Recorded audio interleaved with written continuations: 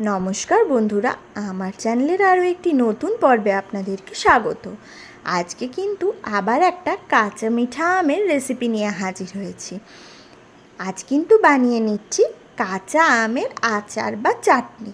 আর এটা খেতে কিন্তু ভীষণ টেস্টি হয় বন্ধুরা। ভাতের সাথে বা রুটির সাথে এই গরমের দিনে খেতে কিন্তু ভীষণ ভালো লাগবে। তাহলে চলুন কথা না বাড়িয়ে রেসিপিটা ঝটপট দেখে নেওয়া যাক। আর অবশ্যই রেসিপিটা বানিয়ে কিন্তু আমাকে কমেন্টে জানাবেন রেসিপিটা আপনাদের কেমন লেগেছে। ভালো লাগলে অবশ্যই লাইক, কমেন্ট, শেয়ার করবেন আর সাবস্ক্রাইব করে দেবেন। তার জন্য প্রথমে এখানে নিয়ে নিয়েছি কিন্তু আমি কাঁচা পাকা আম। এখানে মোটামুটি 500 গ্রামের মতো কিন্তু আমি কাঁচা পাকা আম নিয়ে নিয়েছি। সেটার মধ্যে এখন দিয়ে দেবো কিন্তু 1.5 কাপ পরিমাণ জল। এখানে যদি আমের পরিমাণটা আপনারা বেশি নেন সেক্ষেত্রে কিন্তু জলের পরিমাণটাও সামান্য একটু বাড়িয়ে দেবেন। এখানে 500 গ্রামের জন্য আমি কিন্তু 1 কাপ আর হাফ কাপের থেকে একটু কম জল নিয়েছি। 15 মিনিট কিন্তু সেদ্ধ করে নিয়েছিলাম। দেখুন সেদ্ধটা নামিয়ে কিন্তু ঠান্ডা করে নিয়েছি। ঠিক ততটা পরিমাণে ঠান্ডা করে নিয়েছি যতটাতে আমি হাত দিতে পারবো।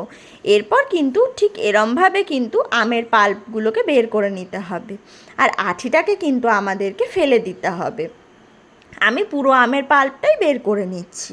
এখানে দেখুন কড়াইটা কিন্তু বসিয়ে দিয়েছি আর আমের পাল্পটাও কিন্তু এখানে আমার বের করে নেওয়া হয়ে গেছে। যেহেতু এই আচারটা সারা বছরের জন্য সংরক্ষণ করব, সেই কারণে কিন্তু এখানে তেলের পরিমাণটা সামান্য একটুখানি বেশিই দিতে হবে। এখানে আমি 500 গ্রাম আমের জন্য ওই ধরুন হাফ কাপের মতো তেল দিয়েছি। যদি আমের পরিমাণ বেশি বা কম করেন সেক্ষেত্রে তেলের পরিমাণটাও কিন্তু বেশি বা কম করে নেবেন বুঝে শুনে। এরপর কিন্তু তেলটার মধ্যে আমাকে ফোড়নের জন্য দিয়ে দিতে হবে 2টো কাঁচা লঙ্কা আর 1 চামচের মতন 5 ফোড়ন।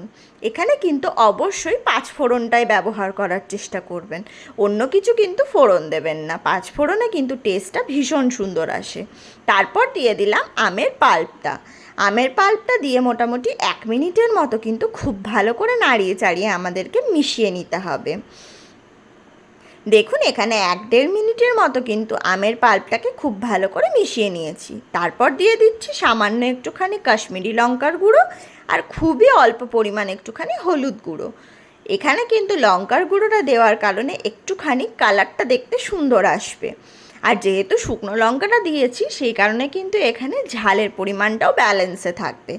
তারপর দিয়ে দিচ্ছি স্বাদ মতো চিনি। এখানে আমি 500 গ্রাম আমের জন্য কিন্তু 100 গ্রাম চিনি ব্যবহার করেছি। অবশ্যই চিনিটা বুঝে শুনে ব্যবহার করবেন। আমটা ঠিক যেরকম পরিমাণ মিষ্টি বা টক সেই অনুপাতে কিন্তু চিনিটা ব্যবহার করে নেবেন। এরপর কিন্তু আমটাকে খুব ভালো করে ফুটিয়ে নিতে হবে মোটামুটি 5 থেকে 7 মিনিটের মতো। অবশ্যই গ্যাসের ফ্লেমটা কিন্তু লোতে করে এই পর্যায়ে আমটাকে ভালো করে একটু ফুটিয়ে নেবেন। সামান্য 1 চিমটির মতো একটু লবণও দিয়ে দিলাম।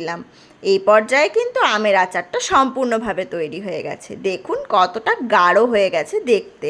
আর ঠিক এরকম কনসিস্টেন্সি থাকা অবস্থাতেই কিন্তু আচারটাকে নামিয়ে নিতে হবে, কারণ ঠান্ডা হওয়ার পর কিন্তু এটা আরও একটুখানি জমাট বেঁধে যাবে। সেই কারণে কিন্তু ঠিক এরকম কনসিস্টেন্সি থাকা অবস্থাতে আমি আচারটাকে নামিয়ে নিচ্ছি। গ্যাসের ফ্লেমটা এখন আমি বন্ধ করে দিচ্ছি আর এটাকে কিন্তু এখন এখানেই রেখে দিচ্ছি ঠান্ডা হয়ে যাওয়ার জন্য। ঠান্ডা হওয়ার পর কিন্তু আমি রেসিপিটাকে সার্ভ করে নিয়েছি।